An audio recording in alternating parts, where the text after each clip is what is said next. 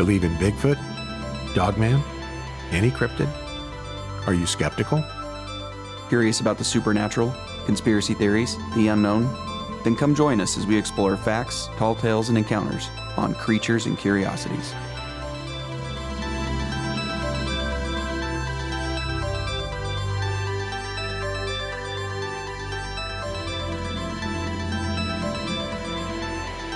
Hello and welcome to Creatures and Curiosities. I'm David. And I'm Jake. And in this week's episode, we're going to be talking about the little people of the Pryor Mountains. They're just right around the corner from us. Right around the corner from us. In fact, I thought about going out there and doing some fishing recently, but you read into this little people stuff, it's kind of terrifying. Yeah. I mean, not if you catch a fish because you just leave it for them. Yeah. You can leave an offering and probably be able to escape with your life. But if not, you might be killed. So do you think we should show up with something first? I think so. I think a little pack of beef jerky or something. Absolutely. Yeah. Because then it might be good fishing. Yeah. Well, that's part of the legend. Yeah. But before we get into it, I found something very interesting. Do you remember our episode on vampires? Oh, yeah.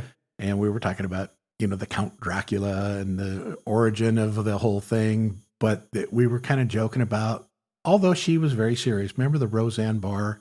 Yes. They're eating babies. They're drinking the blood.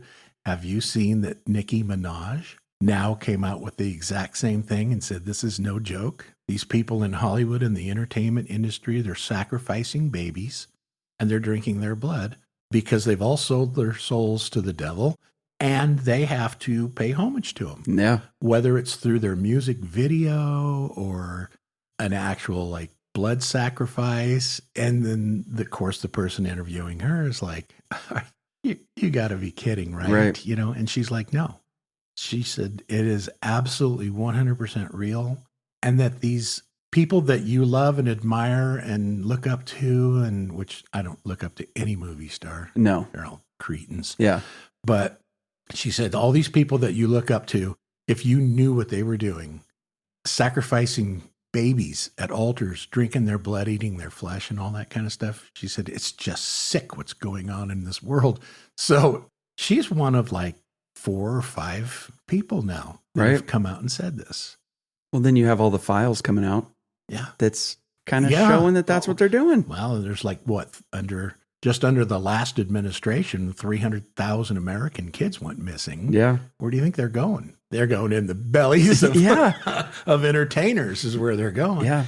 And I shouldn't laugh because it's sick and it's twisted, but And then you have people who are blind to it that just go, it's just for entertainment. Yeah. How can you believe that? Right.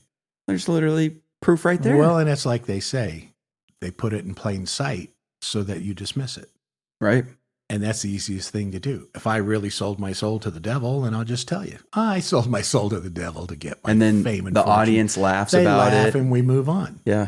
And how do you stay looking so young? Oh, I drink blood and okay. Oh, that's a good one. Right. Yeah. And really that's what they're doing. I just thought it was very odd that I never really was a fan of Nicki Minaj, but I couldn't tell you one of her songs. I couldn't either. I don't listen to that, but her coming out and confirming what everybody else is saying, I find extremely disturbing. Yeah. Just thought I'd throw it out there. So go back to our vampire episode and listen to our vampire episode about how we believe they exist. They do exist. Yeah. It's just in a different form than what Hollywood they portrays star it in as. Your favorite movie. Yeah, exactly. You probably paid $500 in tickets to go see somebody that's killing children. Yep. Anyway, let's move on. Anything going on in your world of children and it's just family? Always busyness. Yeah. Always busyness, which I love. I don't mind it at all, but there's never time to do anything. Again, which is okay. But, the oldest kid doesn't have something. The middle kid has something. If she doesn't have something, the youngest has something. Yeah. And it never ends. And we're just moving nonstop, doing stuff. It'll never end. And at my age and even being retired, I can't find enough time in the day to do anything because there's too much to do. Yeah. And you know what? It's the reason I like it is because if I didn't have something to do, then what would I do? Would I just be sitting around? Eating babies. Eating babies. And that's how you die. You just sit around and you wither away, and then we're supposed to be moving around and idle working hands, hard. And, right? Yeah. Idle hands is the devil's time. So, all right. Well, anyway, let's move into Little People of the Pryors. we'll kind of get into, again, there's not a whole lot you can talk about as far as sightings go, and although there's several, but they lack a lot of detail. But we're going to try and do like a description and where they're located, and then we're just going to get into the legend and some stories that have been told about the little people. I like it. So the little people of the Pryor Mountains, also known in the Crow Nation as the Nirumbee, and I never quite know how to say this, but I believe it's the Awakuli. Looks good to me. Yep, gonna have to go with that. Anyway, they're a race of diminutive humanoid beings, and they have like a dwarf-like stature. They're between, which I find just incredible, right? Because if you actually just get a ruler out and set it on the ground and think about it. Yeah. 14 to 18 inches in height. They have large heads that are disproportionate to their bodies. They have big pot bellies, little to no necks, making them appear rather like squatty and robust. And every time just going through the description, I can't help but think of all of the little creatures we've described that are similar to this. Yeah. And so all these different cultures have these creepy little people. And like you were saying before we went on air, between nymphs and fairies and leprechauns and everything, gnomes and just different little people. What was the one little creature that the dogs alerted to? Oh, the yeah. The puckwudgies. Yeah. The puckwudgies, similar description. The thing that gets me is you're talking about cultures and people that have zero interaction with each other, yet they have the same thing. The same thing. Yeah. With pretty much the same characteristics, more or less. They might look a little different, but they act almost similar. Yeah. Exactly. If you're disrespectful, they're going to get you. Yeah. And it's always, I kind of feel like we always describe them as they could be benevolent or they could be malevolent. Yeah. Well, that's the case here as well. Yep. These things can be rotten, evil to the core little beasts, or they can help you. But to me, it just shows that they exist. Yeah. When you got different people talking about the same thing. Yes. They have to exist. They have to. And at the conclusion of this, I'm going to tell you that these things exist. They do exist. Yeah, exactly. And we've actually joked about it for years. Yes. Let's go hunting in the Pryor, see if we can find the little people, and then your wife is like, don't go. Yeah. Jamie's like, don't go. Yeah. Because they know we'll be killed. They're going to kill you. Yeah. But anyway, they're often described as being like hairy faced. And I don't know if that just means like beards or if it's like an animal where their whole face is covered. Right. They have a fish-like face with no nose. That's one of the descriptions of them. I think others are just that they're little devilish-looking demonic things. Yeah. The way I think about it is maybe not the shape of a fish, but just that they don't have that nose. Yeah. So it gives them just the holes right there. Not that their face actually cones out like a fish would. Right. Which is just horrifying. Yeah. All the little characteristics of them are horrifying. They have razor-sharp, pointy teeth. And I always think of our gnome episode where he's cackling and flipping them off. Yeah. And he smiles and displays those jagged, nasty, yellowish teeth. Yeah. They haven't been brushed in centuries. These guys have the same basic appearance, really sharp teeth. Trilogy of Terror style. Yes. That's what I love it. Anybody who has never watched Trilogy of Terror, you got to watch it. It's a classic. It's a classic. Karen Black, she gets a gift of a doll from, I think it's like a little African doll of some kind, like a native. It's dressed in like, almost like a little Tarzan outfit or something. It's got a little spear. Thing comes to life and attacks her. She tries to kill it. You can't. You got to watch the movie. Yeah. Because that's what I picture here. That the little people, the Pryors, are these tiny little creatures running around with weapons that are killing you. Because I remember watching like Chucky when I was younger. Oh, yeah. And thinking to myself, I mean, it's a good movie, especially when you're younger, but I'm like, this is crazy. I would just kick that thing in the face. Yeah. But when you get into it now, you can't because they have supernatural powers. Right. And strength. Right. So you can't just punt it across the room because that's always my go-to. Just kick it across. Just kick it. Come on, you're a grown man. Well, in Trilogy of Terror, she throws it in a microwave oven or a regular oven and tries to cook it. Yeah. But the spirit still comes out because they're You can't kill them. It's evil. It's a diminutive spirit. Yeah. So we can get back on subject here. So despite their short little arms and legs, and this is what you were talking about, is they're said to be incredibly strong and can perform feats that no man can. And an example of that was when they go out to hunt, usually they use their bow and arrows, but it is said that they can like battle an elk hand-to-hand combat style. Now, which is crazy. Think of this being an 18-inch tall little person, and you got an 1,800-pound elk, with a rack on it the size of Cuba. Yeah. But they can kill this elk with their bare hands and then carry the carcass away draped over their shoulder. So they grab the mane of like a big bull elk, and they just over their shoulder, and they walk off. So an 18-inch tall little thing can walk away with an 1,800-pound animal. Yeah. Now, the last time I went hunting, took a doe elk, not even as big as the bull elk, and it took 3 of us to hoist it up into the back end of my truck, to get it home. So think about struggling too. Yeah. I mean, they're heavy. These animals are heavy and bulky and muscular. And so you think about a little 2-foot tall guy just walking through the forest, dragging it over rocks and stuff. And technically under 2 feet. He's under 2 feet, right? Because I've seen in like Yellowstone, like a pack of wolves, and one of them will snag on a carcass, and it was an elk carcass, and they'll start tugging at it, and the carcass drags, and you're like, man, that's impressive strength. Yeah. But they're just dragging it, and it's still impressive, but it's only a few inches at a time. These guys are carrying it. Yeah, throwing its head over their shoulder. It's a fresh kill. Away. Whereas the one I saw, it's half eaten, which is again still impressive. Right. Yeah, I can't imagine it. The strength that you would have to do that is unbelievable. Kicking this little guy in the face is out the door now. It's probably out the door. They're incredibly fierce warriors. They use weaponry that they have crafted from roc's bone and animal horns. And in fact, the Crow Nation has made comments to the fact that they didn't even have that technology to make arrowheads and stuff out of rock.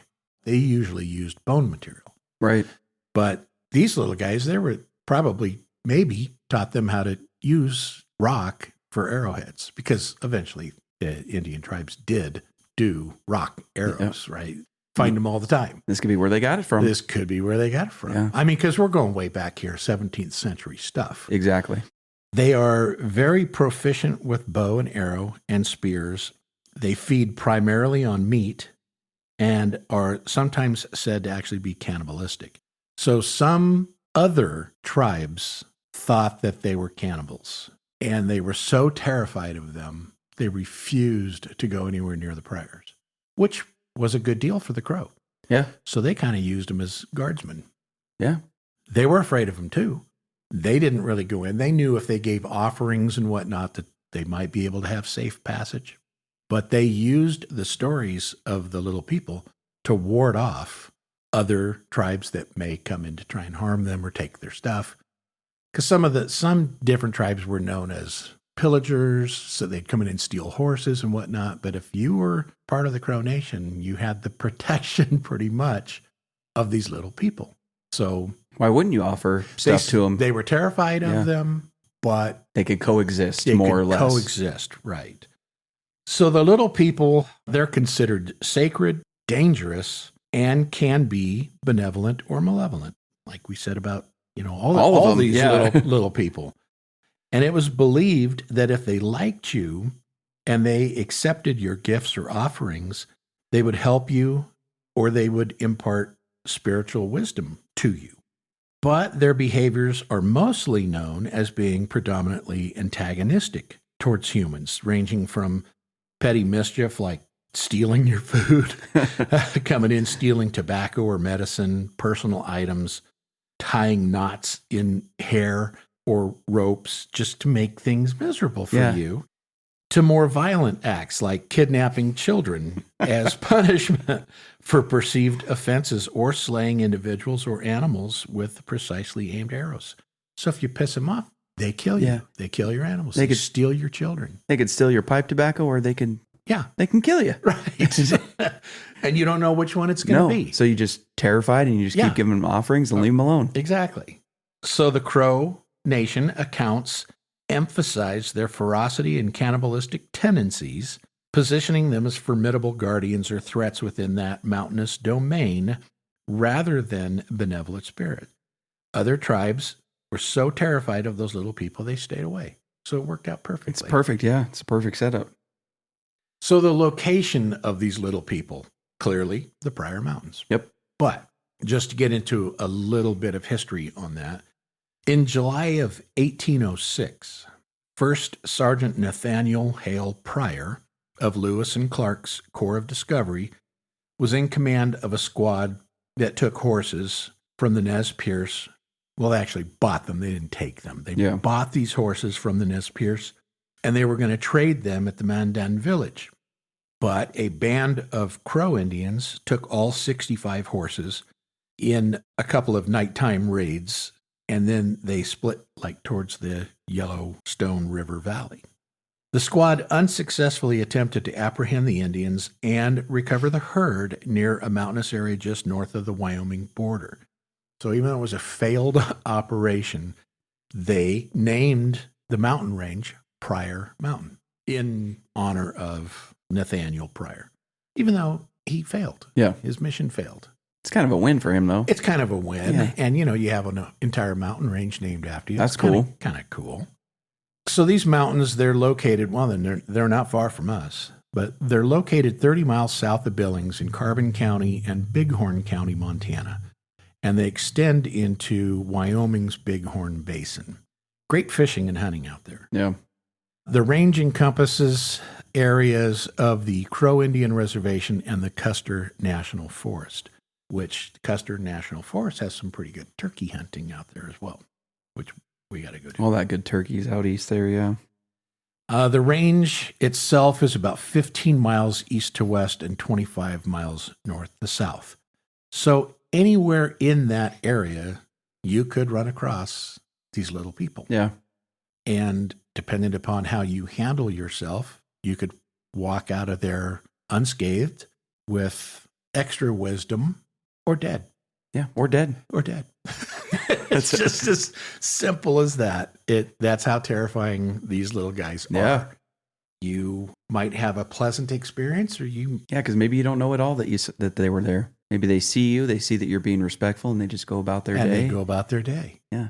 Or you shoot a deer and you're leaving with it and you didn't leave them a little tidbit. Yeah, like the heart or something. Yeah, you're dead. You're done for. Yeah, you're deader than the deer you shot. So moving into not the legend per se, but just kind of how it all came about. Yeah. The Crow people are a nomadic plains Indian tribe that migrated into the Yellowstone River Valley and the Pryor Mountains by the late 17th century.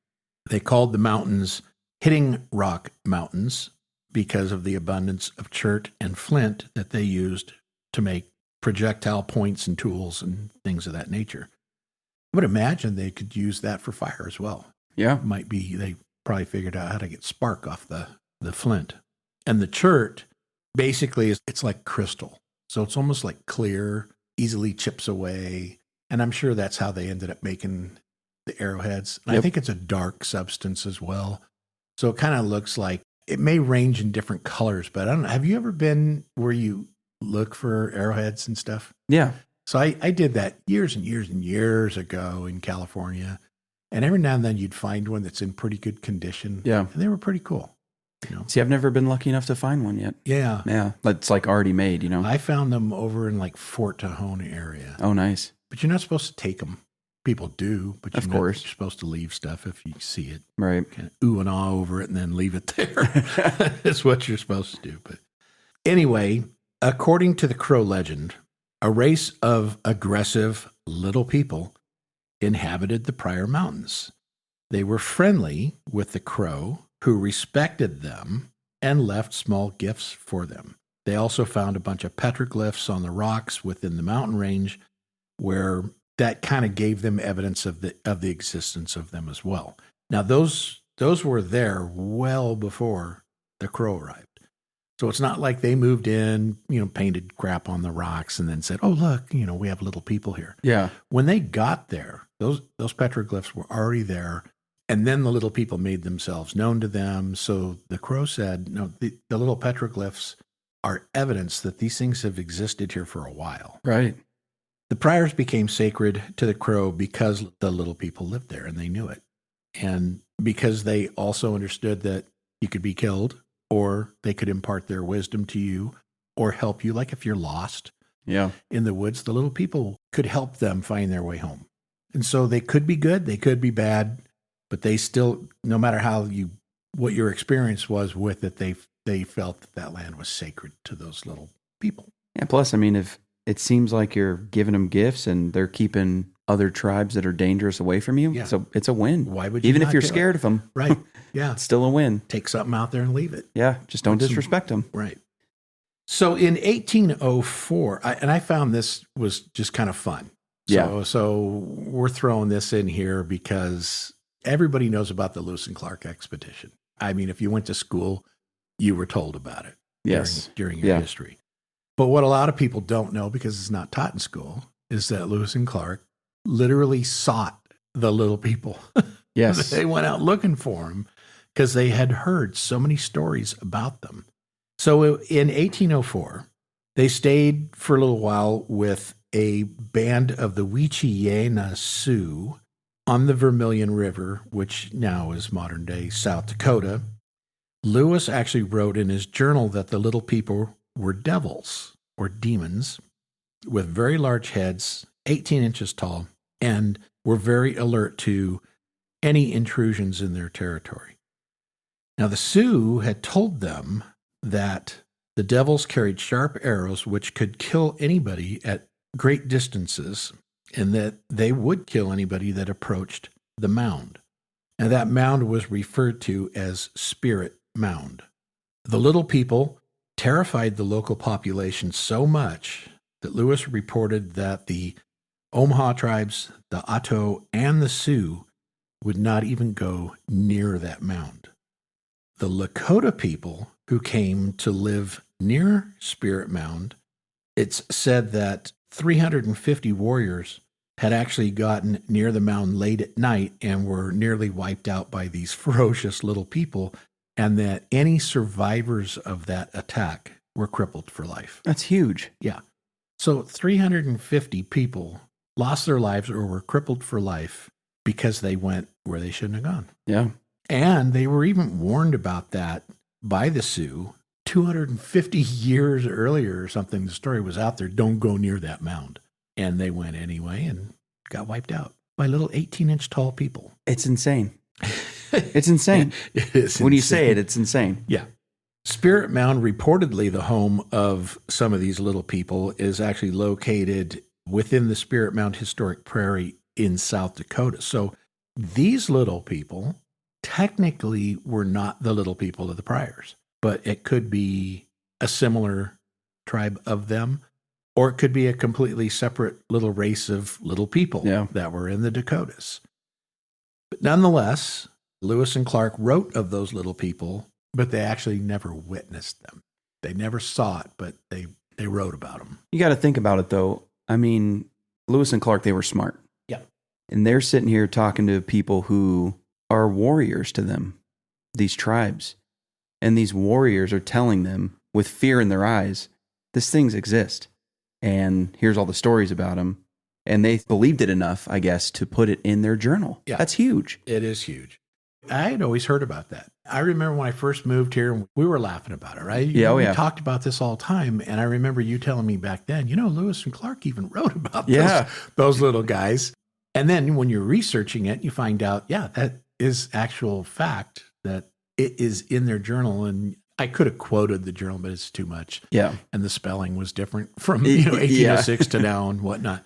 But I just think it's pretty cool that these explorers that are coming all the way across the country literally wrote about these little creatures. Yeah. Little devils. Kind of terrifying. Yeah. They refer to them as devils. At one point, when I was reading some stuff, some of the Indian tribes referred to them as demons. So what are they? Yeah. Are they little demonic, horrifying things? Maybe they are. Yeah, who knows?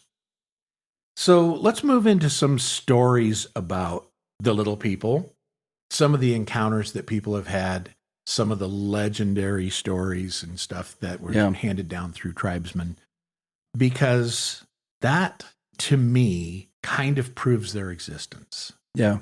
So not every story that is told is truthful. Of course not. But when there's so many stories, and when it's still modern day, if you're talking about 17th century stories, that's one thing. If you're talking about something that happened 25 years ago, to me, it validates the fact that this is real. Right.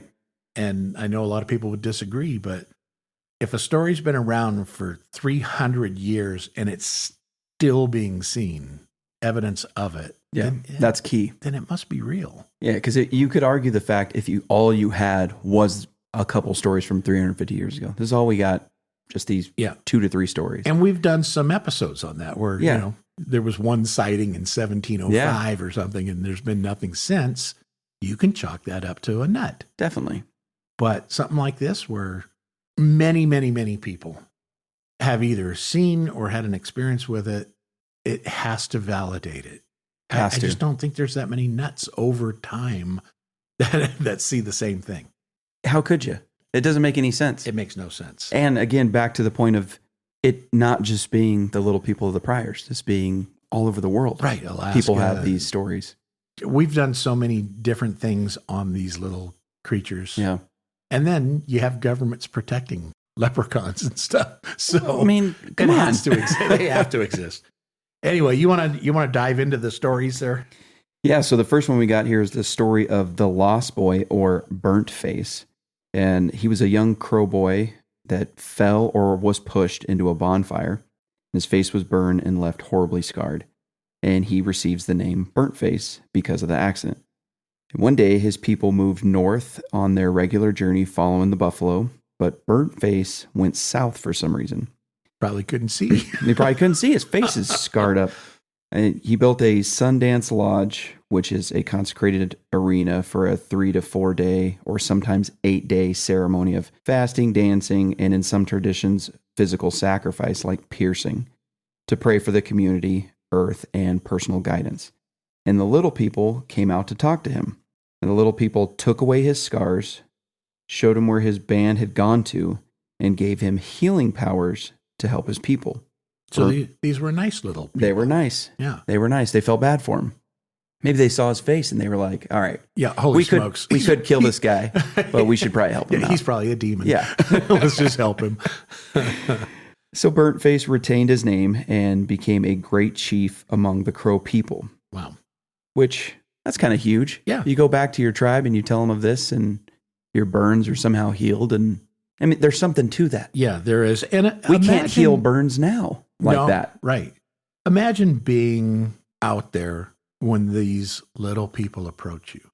He must have been terrified. He had, because he's lost. He's lost. His face is mangled. And then here comes this tribe of 18-inch tall, fish-faced, pot-bellied, nasty little creatures full of weaponry that they've made. One of them could be carrying an elk. Yeah. He'd have to be horrified. You'd have to be horrified. Yeah. But anyway, they healed this guy and basically give him a prophecy that, he's going to become something great. And he does. And he becomes a chief. A chief. Yeah. And the little people became an integral part to the Crow practice of the Sundance. The little people were said to be owners of any Sundance Lodge that was built, and they judged who among the participants was truly sincere and confer only on them any visions of or spiritual insight. A dancer's position in the Sundance could only be awarded by the little people. So it was a big deal to them. It is a big deal. And when you have an entire nation, right, the entire Crow Nation has decided that the little people own any of these lodges that are built. Yeah. And they choose who's worthy of. Not the chiefs. Not the elders, it's none of that little stuff. People will judge amongst any of the participants who they will confer visions to, which may be nobody. Maybe nobody.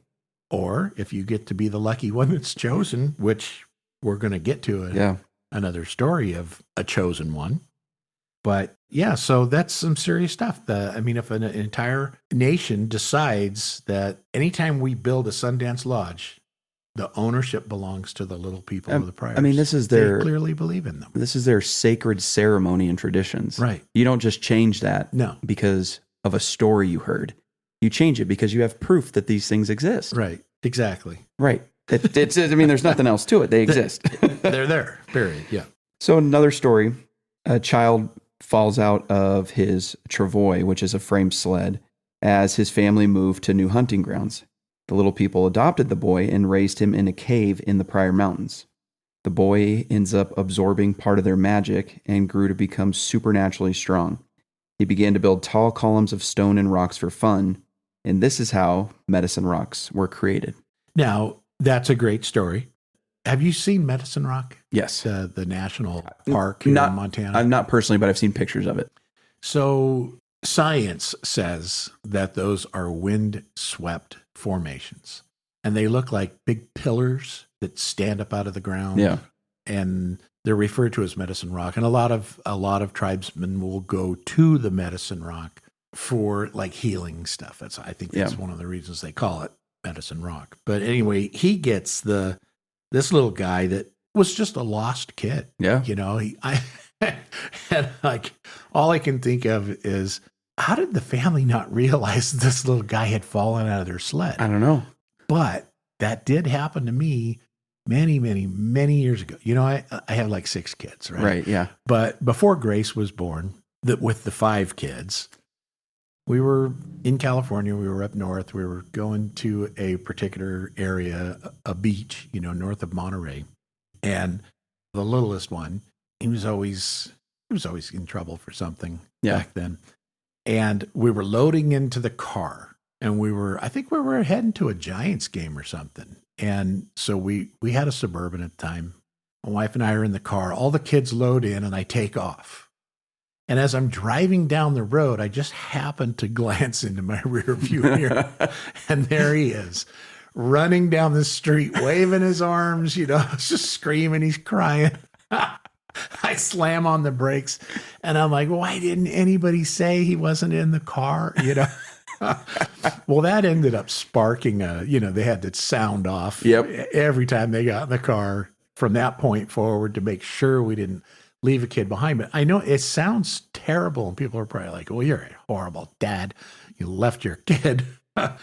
But when you have a lot of children, it's, man, you got to keep your eye on everything that's going on every second of the day. And so they don't have rear view window or mirrors either. They don't have rear view mirrors. So this little guy rolls out of that little sled, and they just keep going. Yeah. And so they left him behind. Now he's lost. The little people felt sorry for him. They took him in, and they adopted him. Give him powers. Gave him powers. Yeah. And then he becomes something.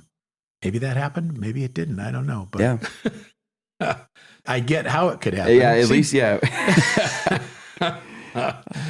Oh. So this is a good one, because I remember us hearing about, how long ago was this? We heard this story. It has to be 13 years ago. It's almost like when we first moved here, maybe even a little bit before that. I can't remember exactly, but anyway, a hunter goes hunting in the Pryor Mountains, and he asks the little people for guidance. Now, a little person's voice tells him that he has to provide the little people with an offering. So the man shoots a deer, drops it over a cliff in Black Canyon as an offering to the spirits. And then he has great luck hunting. He returns home, but returns to the mountains the next day, curious to see if the dead deer is still where he left it, and the body is, of course, gone. Boom. They took the offering. And as a result, he had a great day hunting. He had a great day hunting. But prior to meeting the little people, he was getting skunked. Now, he could have taken that first deer and said, I need it. I need it for my family. I'm out of here. Yep. But he potentially made the right choice, because if he didn't, he could be dead with the deer. And they would have probably eaten him too if they're cannibals. Yeah, they're cannibals. They would have killed him. So in a not so pleasant story. Which is another one, again, we heard years ago around the same time. Which is why we didn't go hunting in the Pryor. Yeah. A group of hunters enters the Pryor Mountains, sets up camp. And I don't remember how many there were, but I think it was a significant number of guys, like 4 or more. It wasn't like just 2 guys there. They did not have permission to be in the area, and they offered no sacrifice or gifts to the little people. Well, it's very possible they didn't know about it. But I remember when we first heard the story, it was kind of like they were disinterested in the little people, didn't care. Yep. Just kind of like, leave us alone. So I almost want to say they were approached by one of them and they just disrespected them. Yeah. I don't remember the specifics to it. But as night fell, they tied up all their horses. They went into their respective tents to go to sleep. So they're going to get up bright and early the next morning, go on their little hunting expedition. But when they come out of their tents, they find that every single one of the horses was dead. Well, upon closer inspection, each had their hearts ripped out of their chest and they were eviscerated. Yet there were no noises during the night. So the horses never cried or whinnied or screamed, or there was no noise going on that would alert them to something happening out there, which that's terrifying. That's terrifying. And the hunters were so terrified by it that they ended up leaving the area on foot. So the little people clearly did this. I mean, it wouldn't be wolves. It's not going to be a bear. No. You're going to hear all that, and it's not going to just take the heart out of the chest. Right. Call it a day. Which they're known for doing. And so Exactly. I remember searching, like when you search Google or AI or whatever you're doing, however you're looking stuff up, reading it in a book, if you look up, did the little people of the Pryors rip the hearts out of horses and stuff? That's common practice. Yeah. And so it'll say, yes, they are associated with ripping the hearts out of animals and enemies. So clearly people as well. Yeah. According to like Google searches and stuff, these little guys, that's one of their ways they kill people. Just whoop, reach into poke their little hand right through your chest, rip your heart out. You're done. And show it to you before you drop. Like Indiana Jones. Like a ninja. Yeah. Exactly. So these little people, they were greatly feared, with the Crow Nation even hesitant to venture into their domain. They'd make annual offerings to them at Medicine Rock, where they were said to dwell. And in an effort to appease them and keep peaceful relations, they would offer them beads, clothes, arrows, knives, tobacco. Those were all seen as essential to anyone who dared travel through the mountains where they lived so that they could escape injury or death. Offerings could also sometimes convince the little people to give them help, such as providing plentiful luck in hunting or fishing.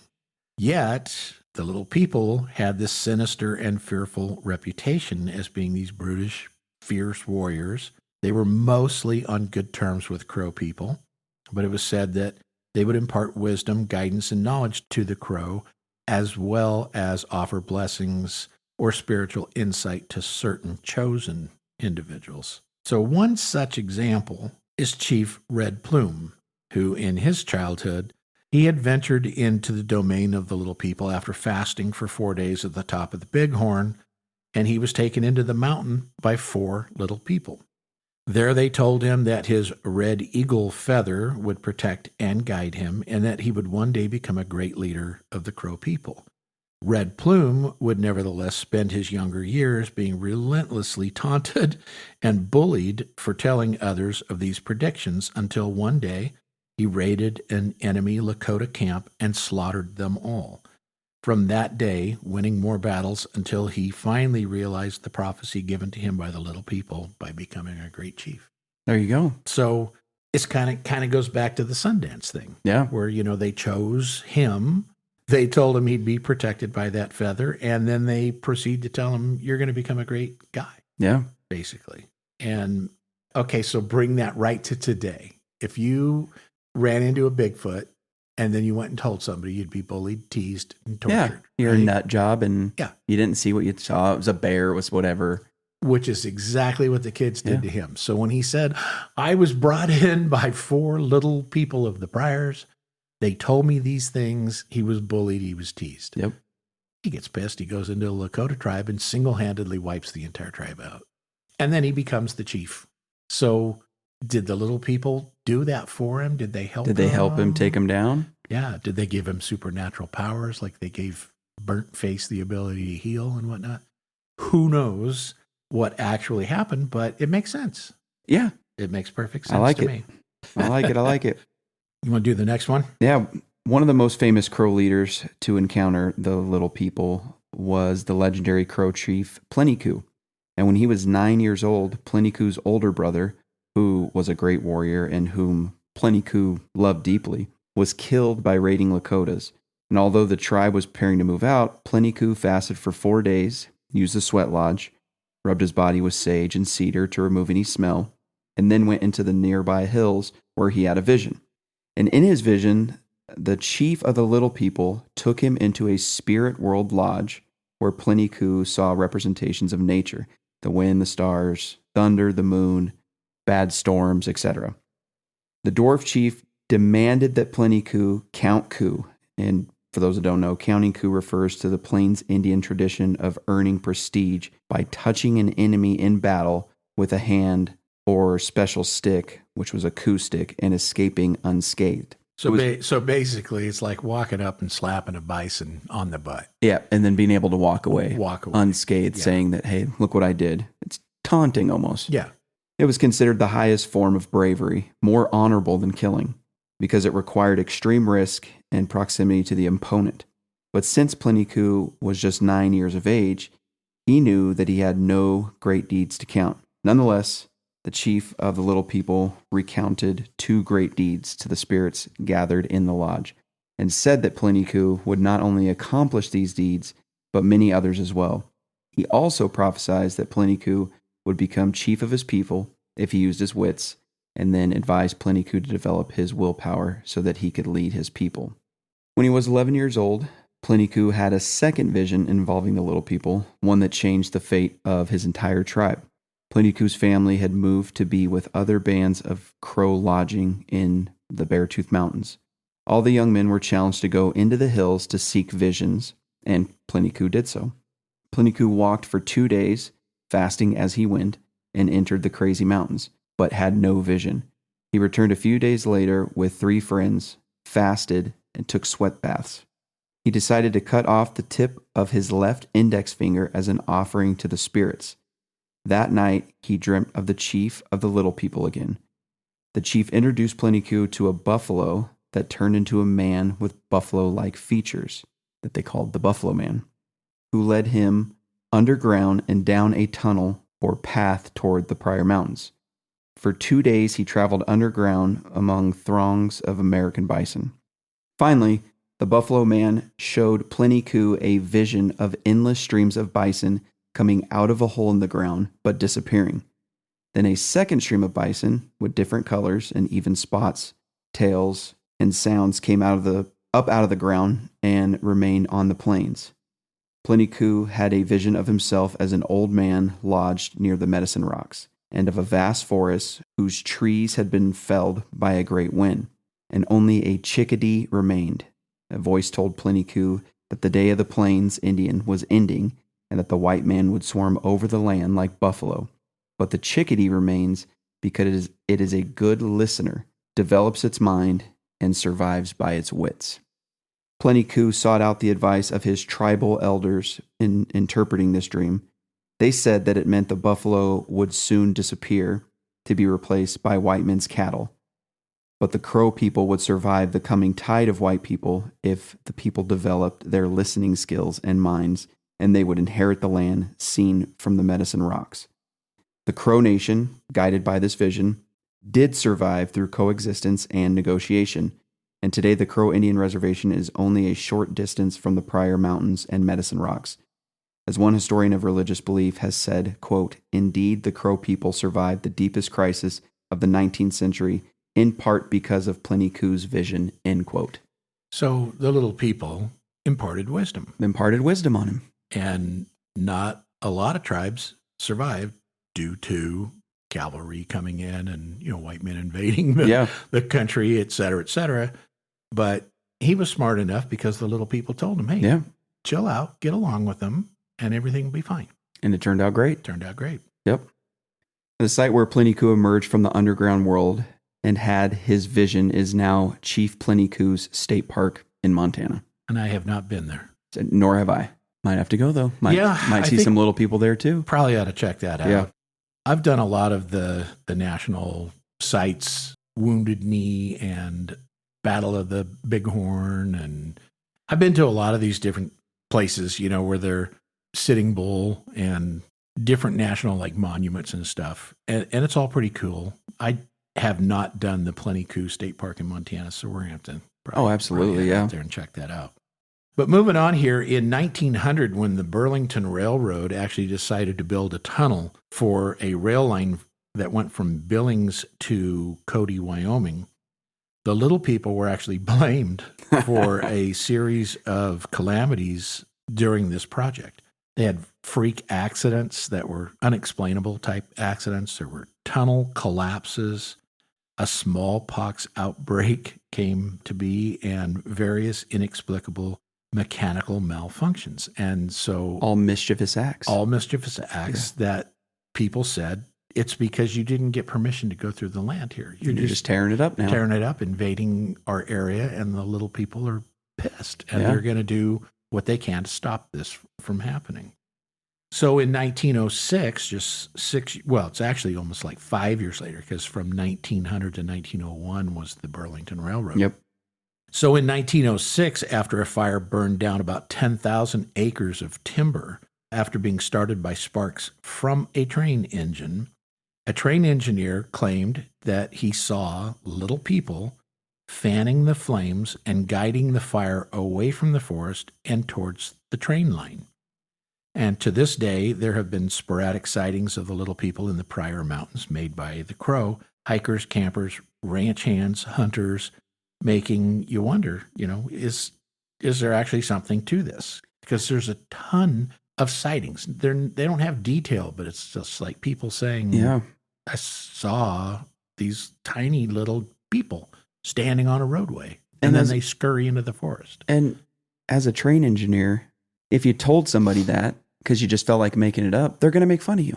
Oh, yeah. So you're only, just like you said with the chief, you're only going to say that if you actually saw it. Right. Otherwise, you're just putting yourself out there to be a nut. Yeah, you're going to be a nut, and you're not going to be our train engineer anymore. You're seeing little people in the forest now? Yeah. You nut job, get out of here. Yeah. We're going to hire somebody else, and you're fired. Exactly. And that's exactly what would have happened. That's what would have happened, yeah.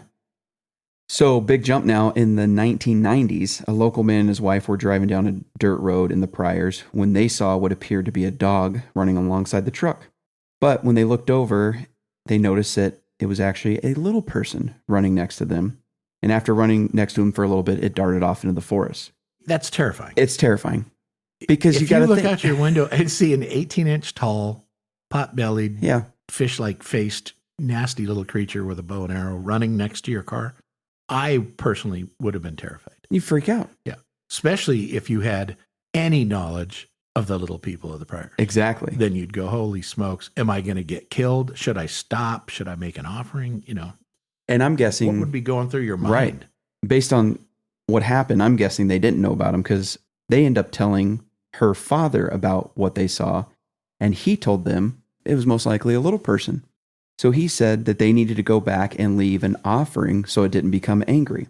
So the wife cooks up some meat, vegetables, and bread, placed it in some bowls, and took it to the road that they had traveled where they had seen the little person. Right. So they go back a couple days later, return to the site, and find out that the food had been eaten, the bowls were clean, and neatly stacked on the road where they left it. Okay, so now what would do that? We were talking about it before the podcast, and if an animal came, like a squirrel, a wolf, a coyote, whatever, and ate that stuff, okay, yeah, I could buy that. But what's going to stack them up neatly? Yeah, because you could even lick the bowl You can lick the bowl clean. I get that. Sure. But then no animal's going to go, now I'm going to stack them. And just leave it neatly here where they left it. Yeah. No, it's not going to happening. happen. So the little people were sufficed. They took the offering. They took the offering. And to show thanks, they left their little bowls there. They left the bowls. Yep. For her to collect. It's plain and simple. It is. There's no doubt. There's no doubt. There's no doubt. So there's other stories that we could go into. We're pushing our time limit here. And while they might seem to be just myth and legend, the Crow always saw them as being very real. And there's multiple accounts that seem to hint that these little people might actually be more than just a legend. They're real. They have to be real. So one Crow elder by the name of Burton Pretty on Top said, quote, "We get permission from the little people, from the animals. We get permission from them to come into their home. The vision quest is something very, very important, something very sacred. This place we consider as our church, our sacred place for prayer, and we had hoped that our non-Indian brothers and sisters come with reverence and respect that the Absoluke have when they come into these mountains. We want to keep the Pryor Mountains sacred and holy so that the next 7 generations can use this in a sacred way." So they're still very much in tune with the fact that these things exist, and this particular guy is trying to impart to, people like you and I that are not part of their culture, not part of their Crow Nation, that we still show the same respect to those little people that they do. Yeah. Otherwise, we're going to get killed. Yeah. And we're going to destroy the area for generations to come. And I don't think if they didn't wholeheartedly believe that, they wouldn't say stuff like that. Exactly. It's just a legend. It's a lore. Don't worry about it. But when they're literally telling you, man, you better show some respect. Please show respect. Yeah. Otherwise, you're going to get killed. Or your animals are going to get killed. Yeah. Or something bad is going to happen. And we don't want that on our conscience. And this isn't some young punk in the tribe who's just trying to trash talk. This is one of the elders who's essentially begging people, hey, this means something to us. Yeah. Please show it respect. Show some respect. And I would. Yeah. I'm going to tell you right now, if we ever go fishing the Bighorn or if we ever go on to, I would probably stop in the Crow Nations. They have that little office building, security and stuff there. I'd probably stop in and just say, hey, where should I not be? Where can I be? Yeah. And I might even throw out there, I brought some beef jerky and a set of beads. Where do I leave these for the little people? Yeah. And while it sounds ridiculous, it's like, what if it's true? What if it's true? I would much rather leave a little trinket than suffer the wrath of a group of little people with bow and arrow. Unless they're little demons, then do you leave an offering for that? Because then that's kind of like I don't that's know. That's a hard in between there. Well, that's why we just haven't gone fishing or hunting. Yeah. You just can't. Can't do it. Well, many Crow obviously remain convinced that these little people exist, and members of the Crow Nation currently passing through Pryor Gap will still leave offerings for these little people. Yep. Members of modern-day Crow Nation say they have even encountered them while hunting in the Pryor Mountains. Others, just kind of like the story we talked about with the husband and wife driving along, they take the wrong road or a wrong path, and they say that they've seen them actually standing out blocking the road. Tiny little people, like in the distance. Yeah. And as you get near them, they scatter. But there's multiple accounts of people seeing them on roadways. And then you got to wonder, is that, hey, you guys took the wrong road, I'm letting you know, so you can get back on your path? Or is it, hey, you guys are coming down the wrong road and we'll kill you if you keep moving? It could go either way because they are benevolent and malevolent. You just never know. So you want to cover the evidence of their existence? So the most famous evidence of the little people, aside from the petroglyphs, was a mummy found by prospectors in the early 1930s in the Shirley Basin southwest of Casper. The Pryor Mountain Mummy is what they call it. And in 1932, 2 prospectors, Frank Carr and Cecil Maine, claimed to have discovered a 14-inch tall mummy in a cave in the nearby San Pedro Mountains of Wyoming. Many felt it was clear evidence of the existence of the little people, while some suggest it was just a hoax or a fetal, mummified, messed up human infant, like that it's, wasn't fully developed, or that it was born with some severe problems that made it look disfigured. Right. It was later determined to be the mummified remains of a small child. For decades, the Pryor Mountain Mummy backed up the stories that a race of tiny human-like creatures once called Wyoming home. Now, I'm not buying it. I'm not buying it because we've seen the pictures. We've seen the pictures, and when you look at it, this is not like some little deformed creature. No. It's a human being. Yes. It's dressed, right, as I recall, Yes. right? And they have it in that glass dome thing where it's protected. But when you look at the picture, they say now that it's just a child. Okay, so you have 3 kids. I have 6 kids. Yeah. None of them look like that. Nope. At any point in their life, once out of the womb, they did not look like that. Yes. So if you think about your little daughter right now, year and a half or so, and how tall is she? Oh, God. I mean, significantly taller than that. She's taller than 18 inches. Yeah. And that thing was what, 10? Yes. Maybe 10 to 12 inches tall? Because when you see it, when that guy's like holding it, that's when you could really tell how small it is. That's when you can put it in perspective. When they just show a picture of it, it's like, what is that, 6 inches or 2 feet? I don't know. But when the guy's holding it, and you can see that it's basically from say like waist to mid chest. Yeah, if that. Yeah, right. It's tiny. I would say it's like belly to mid chest, but fully developed. Yes. And that's the key is if you're talking about a fetus, they're not fully developed. Nope. They don't look like that. And that's why I say outside the womb. Yes. This thing is a small humanoid. And for them to say, well, I'd like to see the report on that and who did it. Right. Anyway, who verified that this was a baby, basically, is what they're saying. It was too small. Yeah. It's just too small to be a baby. Like the head, the shoulders, the size of it. To me, it is proportionate for its height. Yeah. Whereas even babies, like their head's a little bit bigger than, their shoulder width. And as they develop, then they start taking on more proportional qualities. Yeah. This thing looked like it was an adult that was 14 inches tall. And I get everyone looks different and blah, blah, blah. But it doesn't even look like a NICU baby. No. Exactly. It doesn't look anything like that. I'm not buying it. I'm not buying it, okay? They found a little person. You're selling it and I'm not buying it. Yeah. So I found it interesting that they say the physical remains of these little tiny people that they've been reported found in various locations throughout the western United States, but mainly in Montana and Wyoming. And they're described as being found in caves and various details, such as descriptions that they were perfectly formed, which basically I just stated, right? Exactly. They're proportionate. Yes. It's not like it was a fetus that she gave birth to and it died and they preserved it. It's not what it looks like. It doesn't look like that at all. It looks like an adult who's tiny and they're perfectly formed. It doesn't look like it's something wrong with it. Here's the interesting part. There's this archaeologist by the name of Lawrence Lendorf, and he says that, quote, the burials, of course, are always sent to a local university or to the Smithsonian for analysis, only to have both the specimens and research results disappear. Of course, the Smithsonian's got it. Yeah. Just so like they find these little bodies. Yep. They send them in, and it's all lost. Well, what does that tell you? Yeah. It's a conspiracy. It is. They don't want people to think that there's a race of little gnomes, dwarfs. Whatever you want to call it. Not a dwarf. Yeah. I mean, we call them little people, but I mean, there was a dwarf syndrome, right? Yeah.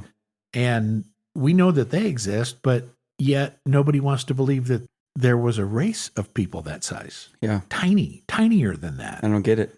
And it's like, I don't think it's that far of a stretch to believe that they existed. It's the same with the Smithsonian covering up bones of giants that they're hiding and remains and evidence of that. It fits in with the whole cover-up thing. It does. And whether you're 19 feet tall or 19 inches tall, for some reason, our government doesn't want us to know that it exists. Yeah. I personally believe that these little people exist. Agreed. Throughout the world. It's just too coincidental that, again, not to beat a dead horse, because I know I said it earlier, that these nations, cultures, tribes, whatever, for hundreds of years, not having met each other, have the same stories of these little things that do similar stuff depending on where you're at. And they're all close enough where you would almost think that they're all the same. Right. The descriptions of them, the weaponry that they carry, the fact that they can be mischievous, they can be downright murderous. They have little powers. They're always described as little spirits of some kind. Yeah. They have to be out there. Because if you only said, okay, well, we've only ever heard about this type of thing in the Pryors. Yeah. Be like, okay, maybe they don't. It's maybe a they legend. Don't. But it's everywhere. Yeah, it's everywhere. These little things are running around killing people and ripping the hearts out of horses. And they're probably the reason for a lot of missing person cases. Yeah. Dragging people into caves and eating them. Which, you know what? We've covered that before too. Yep. Where you take those maps of where people are missing from. They're almost always where? Yeah. National parks. Forests, Yep. National parks. Cave systems. Bigfoot sightings. UFO encounters. Yep. And little people. You could probably throw little people in there too. And I bet if you took the history of where little people were, they're going to be the same places where people go missing. Yep. We need to look at that. I love it. Anyway, that's pretty much all we have on the little people of the Pryors. We've been nervous. I'm not going to say I'm terrified. I don't like sit up at night and worry about, oh my God, these little people are going to get me. But we have kind of avoided the Pryor Mountains for our outdoor activities, partly because I believe they're there. Yeah. And I know that sounds crazy and people will say, oh, he's crazy. But why would risk it? If everybody says they're there, and we've had these stories of bad things happening to people and animals there, why risk it? The same people who would call us crazy are the same people would say, you need to not dismiss them and respect the culture and respect the stories they're telling you. Well, I am. Yeah. By believing what they're saying. Believing what they're saying and not going. And by the evidence that I see and not going, because I don't want to get killed by a little That's exactly right. 16-inch person. Exactly. Demon, whatever it is. Whatever it is, they're there. Yeah. So anyway, that's all we have on the little people of the Pryors. You decide. Go online and look up little people throughout the world. Look, we've already done the gnomes. We've already done the leprechauns. Yeah. We have verification that some places put them under like almost a protective custody where it's illegal to go look for them. Yeah. It's illegal to do things. Why would governments do that? Why would these things be out there if they didn't exist? Exactly. And so do your own research and just look up cultures with little people, and you're just going to get blown away by how many of them are out there. Oh, yeah. And the ones in Alaska, remember they used to drag people underground? It's terrifying. And use them as slaves, and some got released. Yeah. And some were killed and eaten. And those people get written off as being nuts. Yeah, you were out with no food and water. You're clearly you were hypothermic. Yeah. Well, no, I was taken care of in a slave industry by little people under the ground. So anyway, do your own research on it if you think we're crazy, and you might change your mind. You might. When you see how many little people are really out there. So that's all I've got. Yeah. What do you have? No, that's it. That's I think that's pretty well covered for those guys. All right. Well, our next episode is going to be on the Brazil UFO, 1996. Yeah. A lot of military involvement with that one. Yep. Clearly a conspiracy. Yep. They tried to write these girls off as just, you didn't see what you saw. Yeah. And you kind of said that it was similar to like the Roswell incident. Yeah, that's they essentially call it Brazil's Roswell. Yeah, so where there's government cover up over something that clearly happened. Craft crashing and seeing this little being, and nope, none of it happened. None of it happened. According to the government over there. So we're going to have fun exploring that one. Yep. Hope that you join us. And until then. Thanks, guys. Thanks for joining us today. If you enjoyed the show and you want to help us out, then go ahead and give us a follow, leave us a review, and don't forget to turn on the automatic download button so you don't miss any upcoming episodes. And as always, if you've had any experiences, stories, thoughts, comments, or questions, we'd love to hear from you. Send us an email to cryptidfanatic@gmail.com. Let us know if you'd like to be on the show or just have your story featured during one of our episodes.